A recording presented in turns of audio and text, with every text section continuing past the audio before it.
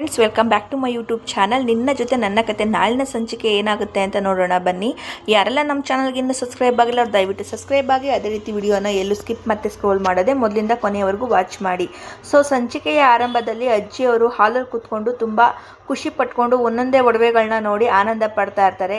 ಮನೆಯವರು ಎಲ್ಲ ಹೆಣ್ಮಕ್ಳಿಗೂ ಒಡವೆ ಕೊಡಬೇಕು ಅನ್ನೋದು ಅಜ್ಜಿ ನಿರ್ಧಾರ ಆಗಿರುತ್ತೆ. ಸೊ ಹಾಗಾಗಿ ಅವರು ಒಡವೆಗಳನ್ನೆಲ್ಲ ಇಟ್ಕೊಂಡು ಒಂದೊಂದೇ ಒಡವೆನ ನೋಡಿಕೊಂಡು ಖುಷಿ ಪಡ್ತಾ ಇರ್ತಾರೆ. ಇನ್ನು ಅದೇ ಸಮಯ ಕರೆಕ್ಟಾಗಿ ಅಲ್ಲಿಗೆ ದೇವಯಾನಿ, ಅಶ್ವಿನಿ, ಅಪ್ಪು ಮತ್ತು ತನ್ನ ಮಗಳಾದಂತಹ ಸಂಗೀತ ಅವರು, ರಾಮ್ ಅವರು ಎಲ್ಲರೂ ಸಹ ಬರ್ತಾರೆ. ಬಂದ್ಬಿಟ್ಟು ಏನತ್ತೆ ಒಬ್ಬೊಬ್ಬರೇ ಅದನ್ನ ನೋಡಿ ತುಂಬ ಖುಷಿ ಪಡ್ತಾ ಇದ್ದೀರಾ ಅಂತ ಕೇಳಿದಾಗ ದೇವಯಾನಿಯವರು ಅಜ್ಜಿ ಖುಷಿಯಿಂದ ಗೊತ್ತಾ ಇರ್ತಾರೆ. ದೇವಯಾನಿಯವರು ಏನತ್ತೆ ನಾವು ಬರ್ತಿದ್ದಾಗೆ ಎಲ್ಲ ಒಡವೆಗಳನ್ನ ಮುಚ್ಚಿಟ್ಬಿಟ್ರಿ, ಈಗ ನಾಚಿಕೋತಾ ಇದ್ದೀರಾ ಅಂತ ಕೇಳಿದಾಗ ಇಷ್ಟೊಂದೆಲ್ಲ ಒಡವೆಗಳು ಏನಕ್ಕೆ ಅಂತ ದೇವಯಾನಿ ಕೇಳ್ತಾರೆ. ಅದಕ್ಕೆ ಅಜ್ಜಿಯವರು ಖುಷಿಯಿಂದ ಹಬ್ಬ ಅಲ್ವಾ, ಗೌರಿ ಹಬ್ಬ, ಅದಕ್ಕೆ ಮನೆ ಹೆಣ್ಮಕ್ಳಿಗೆಲ್ಲ ಒಂದೊಂದು ಒಡವೆನ ಕೊಡೋಣ ಅಂತ ಅಜ್ಜಿ ಹೇಳಿರೋ ಮಾತಿಗೆ ಈ ಕಡೆ ಅಪೇಕ್ಷಾ, ಅಪ್ಪು ಮತ್ತೆ ದೇವಯಾನಿ ಖುಷಿ ಪಡ್ತಾರೆ. ಬಾಕ್ಸ್ ಅಲ್ಲಿರುವಂತಹ ಒಡವೆನ ಒಂದೊಂದನ್ನೇ, ಇದು ಅಪೇಕ್ಷಾಗೆ, ಇದು ಅಶ್ವಿನಿಗೆ, ಇದು ನಿನ್ಗೆ, ಇದು ನನ್ನ ಮುದ್ದಿನ ಮಗಳು ಸಂಗೀತಾಗೆ. ಇನ್ನೊಂದು ಒಡವೆ ಬಾಕ್ಸ್ ನ ಎತ್ಕೊಂಡು ದೇವಯಾನಿಗೆ ಹೇಳ್ತಾ ಇರ್ತಾರೆ ಅಜ್ಜಿಯವರು, ಇದು ಅಂತ ರಾಗ ಹೇಳ್ತಿರೋದನ್ನ ನೋಡಿದಂತಹ ದೇವಯಾನಿ ಅವರು ಯಾರಿಗೆ ಅಂತ ಕೇಳ್ತಾರೆ. ಅದಕ್ಕೆ ಅಜ್ಜಿಯವರು ಖುಷಿಯಿಂದ ಅಂತ ಅಂತಾರೆ. ರಾಮ್ ಅವರು ಯಾರಿಗತ್ತೆ ಅಂತ ಕೇಳಿದಾಗ ಇದು ಅಂತ ಇರ್ತಾರೆ. ಅಲ್ಲೇ ನಿಂತಿರುವಂತಹ ಅಪೇಕ್ಷಾ ಮತ್ತೆ ಅಶ್ವಿನಿಗೆ ಸ್ವಲ್ಪ ಡೌಟ್ ಬರುತ್ತೆ. ಒಬ್ರು ಮುಖನ ಒಬ್ರು ನೋಡ್ಕೋತಾ ಇರ್ತಾರೆ. ಅಜ್ಜಿಯವರು ಇದು ಆ ಹುಡುಗಿಗೆ ಅಂತ ಹೇಳಿದ ತಕ್ಷಣ ಈ ಕಡೆ ದೇವಯಾನಿಗೆ ಶಾಕ್ ಆಗುತ್ತೆ, ಮತ್ತೆ ಅಶ್ವಿನಿ ಮತ್ತೆ ಅಪೇಕ್ಷಾ ಅವ್ರಿಗೂ ಶಾಕ್ ಆಗುತ್ತೆ.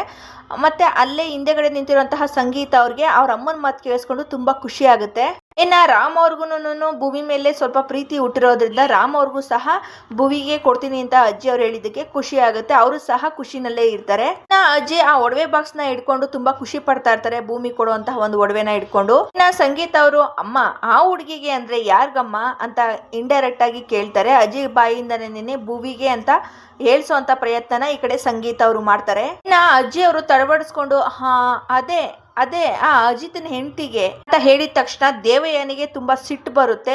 ಅಲ್ಲೇ ನಿಂತಿರುವಂತಹ ಅಪೇಕ್ಷಾ ಮತ್ತೆ ಅಶ್ವಿನಿಗೂ ಸಹ ಭುವಿಗೆ ಕೊಡ್ತೀವಿ ಈ ಒಡವೆನ ಅಂತ ಹೇಳಿದಕ್ಕೆ ಕೋಪನೆ ಬಂದ್ಬಿಡುತ್ತೆ. ಸಂಗೀತನ್ಗೆ ತುಂಬಾ ಖುಷಿ ಆಗ್ತಿರುತ್ತೆ.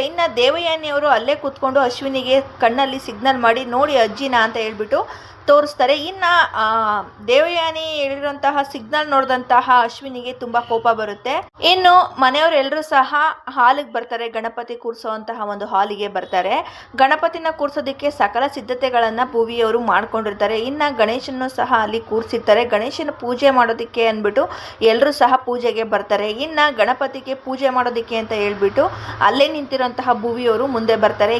ಸಂಗೀತ ಅವರು ಹೇಗಾದ್ರೂ ಮಾಡಿ ಗಣೇಶನ ಪೂಜೆನ ಭುವಿನೇ ಮಾಡ್ಲಿ ಅಂತ ನಮ್ಮ ಅಮ್ಮನ ಕೈಯಲ್ಲಿ ಏಳಿಸ್ಬೇಕು ಅನ್ನೋದು ಒಂದು ಮನಸ್ಸಲ್ಲಿ ಆಸೆ ಇರುತ್ತೆ. ಆ ಪ್ಲಾನ್ ನ ಅವರು ಎಕ್ಸಿಕ್ಯೂಟ್ ಮಾಡೋ ಪ್ರಯತ್ನದಲ್ಲಿ ಇರ್ತಾರೆ. ಅತ್ತೆ ಆದಂತಹ ಸಂಗೀತ ಅವರು ಮತ್ತೆ ಅಜ್ಜಿ ಅವರು, ಅಪೇಕ್ಷಾ ಮತ್ತೆ ಅಶ್ವಿನಿ, ದೇವಯಾನಿ ಮತ್ತೆ ಮನೆ ಕೆಲಸ ಮಾಡುವಂತಹ ಪಲ್ಲವಿ ಅವರು, ಅದೇ ರೀತಿ ಅಜಿತ್ ಮತ್ತೆ ಶ್ರವಣ್ ಅವರು, ರಾಮ್ ಅವರು ಎಲ್ಲರೂ ಸಹ ಗಣೇಶನ್ ಕೂರಿಸಿರುವಂತಹ ಹಾಲಲ್ಲಿ ಇರ್ತಾರೆ. ಇನ್ನೇನು ಪೂಜೆ ಶುರು ಮಾಡಬೇಕು ಅಂತ ಹೇಳ್ಬಿಟ್ಟು ಭುವಿ ಅವರು ಪೂಜೆ ಮಾಡೋದಕ್ಕೆ ಅಂತ ಬಗ್ತಾರೆ. ಅಲ್ಲೇ ನಿಂತಿರುವಂತಹ ಸಂಗೀತ ಅವರು ಭೂಮಿ ನೀನು ಪೂಜೆನ ಮಾಡಬೇಡ ಅಂತ ಶಾಕ್ ಆಗೋ ರೀತಿ ಹೇಳ್ತಾರೆ. ಸಂಗೀತ ಅವ್ರನ್ನ ಮಾತನ್ನ ಕೇಳಿದಂತಹ ಮನೆಯವರು ಎಲ್ರಿಗೂ ಸಹ ತುಂಬಾ ಶಾಕ್ ಅಂದ್ರೆ ಶಾಕ್ ಆಗುತ್ತೆ. ಭುವಿಯವರು ಯಾಕತ್ತೆ ಪೂಜೆ ಮಾಡಬೇಡ ಅಂತ ಹೇಳಿದ್ರಲ್ಲ ಅಂತ ಕೇಳಿದಾಗ ಈ ಕಡೆ ಸಂಗೀತ ಅವ್ರು ಹೇಳ್ತಾರೆ, ದೊಡ್ಡವರು ಹೇಳೋ ಮಾತನ್ನ ಕೇಳಬೇಕಮ್ಮ ಭೂಮಿ, ನೀನು ಪೂಜೆ ಮಾಡಬೇಡ ಅಂದ್ರೆ ಪೂಜೆ ಮಾಡಬೇಡ ಅಷ್ಟೇ ಅಂತ ಹೇಳ್ಬಿಟ್ಟು ಭುವಿಗೆ ಸ್ವಲ್ಪ ಮನ್ಸಿಗೆ ನೋವಾಗೋ ತರ ಮಾತಾಡ್ತಾರೆ ಎಲ್ರೂ ಮುಂದೆ. ಎಲ್ರೂ ಮುಂದೆ ಆ ರೀತಿ ಮಾತಾಡಿದ್ ನೋಡಿದಂತಹ ದೇವಯಾನಿ ಅವರಿಗೆ ತುಂಬಾ ಖುಷಿ ಆಗುತ್ತೆ. ದೇವಯಾನಿಯವರು ಅತ್ತೆ ಸೊಸೆ ಇಷ್ಟು ಚೆನ್ನಾಗಿ ಅಂಟ್ಕೊಂಡಿದ್ರು, ಇವ್ರಿಗೇನಾಯ್ತು, ಈಗ ಇವಳೇ ಪೂಜೆ ಮಾಡಬೇಡ ಅಂತ ಹೇಳಿ ಭೂಮಿನ ತಡಿತಿದ್ದಾಳೆ ಅಂತ ಹೇಳ್ಬಿಟ್ಟು ದೇವಯಾನಿಯವರು ಮನಸ್ಸಲ್ಲೇ ಪ್ಲಾನ್ ಮಾಡ್ಕೋತಾ ಇರ್ತಾರೆ. ಅಶ್ವಿನಿಗೆ ತುಂಬಾ ಖುಷಿ ಆಗುತ್ತೆ. ಈ ಕಡೆ ಅಜ್ಜಿ ಹತ್ರ ಆಗ್ತಿದ್ದಾರೆ, ಅದೇ ಅವ್ರ ಅತ್ತೆ ದೂರ ಆಗ್ತಿದ್ದಾರೆ ಅನ್ನೋ ಒಂದು ಖುಷಿನಲ್ಲಿ ಅಪೇಕ್ಷಾ ಮತ್ತೆ ಅಶ್ವಿನಿ ಅವರು ಬೀಗ್ತಾ ಇರ್ತಾರೆ. ಅಜಿತ್ ಅವ್ರಿಗೆ ಅವ್ರ ತಾಯಿ ಮಾತನ್ನ ಕೇಳಿ ತುಂಬಾ ಬೇಜಾರಾಗುತ್ತೆ. ಅವ್ರ ಅಮ್ಮ ಬೇಡಮ್ಮ ಭೂಮಿ ನೀನು ಪೂಜೆ ಮಾಡಬೇಡ, ನೀನು ಪೂಜೆ ಮಾಡೋದು ನನಗೆ ಇಷ್ಟ ಇಲ್ಲ, ಪೂಜೆ ಮಾಡೋದು ಬೇಡ ಅಂತ ಹೇಳ್ಬಿಡ್ತಾರೆ. ಭುವಿಯವರು ಅಲ್ಲಿಂದ ಹೋಗ್ತಾರೆ. ಅವ್ರು ಹೋಗಿದ್ದನ್ನು ನೋಡಿ ಎಲ್ರಿಗೂ ಸಹ ಬೇಜಾರಾಗುತ್ತೆ. ಅಲ್ಲೇ ನಿಂತಿರುವಂತಹ ಶ್ರವಣ್ ಅವರು ಯಾಕಕ್ಕ ಭೂಮಿಗೆ ಪೂಜೆ ಮಾಡಬೇಡ ಅಂತ ಹೇಳ್ದೆ, ನೀನು ಏನಾಗಿತ್ತು ಅವಳು ಪೂಜೆ ಮಾಡಿದ್ರೆ ಅಂತ ಕೇಳಿದಾಗ ಈ ಕಡೆ ಸಂಗೀತ ಅವರು ಏನು ಮಾತಾಡದೆ ಸುಮ್ಮನೆ ನಿಂತಿರ್ತಾರೆ.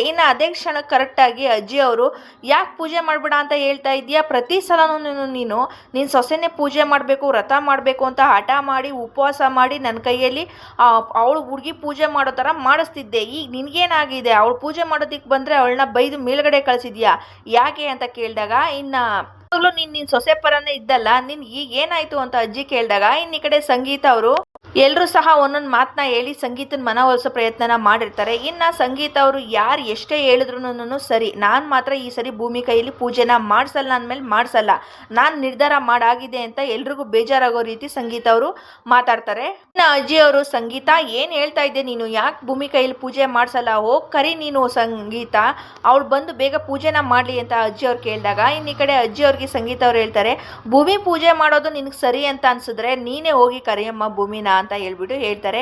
ಇನ್ನು ಅಜ್ಜಿ ಅವ್ರಿಗೆ ಏನು ಮುಂದಕ್ಕೆ ಮಾತಾಡೋದಕ್ಕೆ ಆಗೋದಿಲ್ಲ, ಯಾಕೆಂದರೆ ಭೂಮಿ ಮೇಲೆ ಸಂಪೂರ್ಣವಾಗಿ ಪ್ರೀತಿ ಬಂದಿದೆ ಅಜ್ಜಿ ಅವ್ರಿಗೆ. ಅದೇ ರೀತಿ ರಾಮ್ ಅವ್ರಿಗೂ ಸಹ ಭೂಮಿ ಮೇಲೆ ಸಂಪೂರ್ಣವಾಗಿ ಪ್ರೀತಿ ಬಂದಿದೆ. ಇನ್ನು ಶ್ರವಣ್ ಅವ್ರಿಗಂತೂ ತನ್ನ ಕರಳ ಬಳ್ಳಿ ಮೇಲೆ ಸಂಪೂರ್ಣವಾದ ಪ್ರೀತಿ ಇದೆ. ಇನ್ನು ಮನೆಯವ್ರು ಎಲ್ಲರೂ ಭೂಮಿಯವ್ರನ್ನ ಸೊಸೆ ಅಂತ ಒಪ್ಕೊಳೋದಕ್ಕೆ ಸಂಗೀತ ಅವರು ಈ ರೀತಿ ಒಂದು ಪ್ರಯತ್ನನ ಪಟ್ಟಿರ್ತಾರೆ. ಇನ್ನು ಅಜ್ಜಿ ಅವರು ಹೇಗೋ ಕರೀಲಿ ಅಂತ ಮನಸ್ಸಲ್ಲೇ ಯೋಚನೆ ಮಾಡ್ತಿರ್ತಾರೆ. ಇನ್ನು ಅದೇ ಸಮಯಕ್ಕೆ ಶ್ರವಣ್ ಅವ್ರು ಹೇಳ್ತಾರೆ, ಅಮ್ಮ ಎಷ್ಟೊತ್ತು ಅಂತ ಕಾಯೋಕ್ಕಾಗುತ್ತಮ್ಮ, ವಿಘ್ನೇಶ್ವರನಿಗೆ ಪೂಜೆ ಮಾಡೋದಕ್ಕೆ ಯಾಕೆ ಈ ರೀತಿ ಮನೆ ಹೆಂಗಸ್ರುಗಳೆಲ್ಲ ಆಡ್ತಾ ಇದ್ದೀರಾ, ಹೋಗಮ್ಮ ಹೋಗಿ ನೀನೇ ಭೂಮಿನ ಕರ್ಕೊಂಡು ಬಾ, ಭೂಮಿ ಬಂದು ಪೂಜೆ ಮಾಡಲಿ ಅಂತ ಹೇಳ್ಬಿಟ್ಟು ಶ್ರವಣ್ ಅವ್ರು ಹೇಳ್ತಾರೆ. ಇನ್ನು ಅಜ್ಜಿ ಅವರು ತನ್ನ ಕೋಪನ ಗರ್ವನ ಎಲ್ಲ ಬಿಟ್ಟು, ನಾನು ಹೋಗಿ ಕರಿತೀನಿ, ನಾನು ಗಣೇಶನ ಪೂಜೆ ಮಾಡೋದಕ್ಕೋಸ್ಕರ ಗಣಪತಿಗೋಸ್ಕರ ಹೋಗಿ ಅವಳನ್ನ ನಾನು ಕರ್ಕೊಂಬರೋದು, ಹಾಗಂತ ಹೇಳ್ಬಿಟ್ಟು ನನಗೆ ಅವಳ ಮೇಲೆ ಪ್ರೀತಿ ಇದೆ ಅಂತ ತಿಳ್ಕೊಬೇಡಿ ಅಂತ ಹೇಳ್ಬಿಟ್ಟು ಆ ಮನಸ್ಸಲ್ಲಿರೋ ಪ್ರೀತಿನ ಮುಚ್ಚಿಟ್ಕೊಳ್ಳೋಂತಹ ಪ್ರಯತ್ನನ ಅಜ್ಜಿ ಅವರು ಮಾಡ್ತಾ ಇರ್ತಾರೆ. ಇನ್ನು ದೇವಯಾನಿಯವರಿಗಂತೂ ಎಲ್ಲಿ ಸಿಟ್ಟು ಬಂದಿರುತ್ತೆ, ಎಲ್ಲರೂ ಆ ಭೂಮಿ ಕಡೆನೇ ವಾಲ್ಬಿಟ್ರಲ್ಲ, ಇನ್ನು ಈ ಮನೆಯಲ್ಲಿ ನನಗೆ ಅಶ್ವಿನಿಗೆ ಉಳುಗಾಲ ಇಲ್ಲ, ಹೇಗಾದರೂ ಮಾಡಿ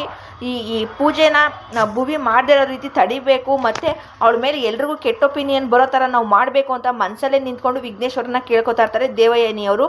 ಇನ್ನು ಅಲ್ಲೇ ನಿಂತಿರೋಂತಹ ಅಶ್ವಿನಿಯವರಿಗಂತೂ ಕೆಂಡ ಮಂಡಲ ಆಗಿರುತ್ತೆ, ಭೂಮಿ ಪೂಜೆ ಮಾಡಬೇಕು ಅಂತ, ಅಜ್ಜಿ ಹೋಗಿ ಕರಿಬೇಕು ಅಂತ. ಇನ್ನು ಎಲ್ಲರೂ ಸಹ ಭೂಮಿ ಪೂಜೆನ ಬಂದು ಹಾಗೆ ಮಾಡಲಿ ದೇವ್ರಿ ಅಂತ ಹೇಳ್ಬಿಟ್ಟು ದೇವರಲ್ಲಿ ಕೇಳ್ಕೊತಾ ಇರ್ತಾರೆ. ಇನ್ನು ಅಜ್ಜಿಯವರು ತನ್ನ ಕೋಪನೆಲ್ಲ ಬದಿಗಿಟ್ಟು ಹೋಗಿ ಭೂಮಿನ, ಅಮ್ಮ ಭೂಮಿ ಬಾ ಬಂದು ಪೂಜೆ ಮಾಡು ಅಂತ ಹೇಳ್ಬಿಟ್ಟು ಕರೀತಾರೆ. ಇನ್ನು ನಾಳಿನ ಸಂಚಿಕೆ ಇಲ್ಲಿಗೆ ಮುಕ್ತಾಯವಾಗುತ್ತೆ.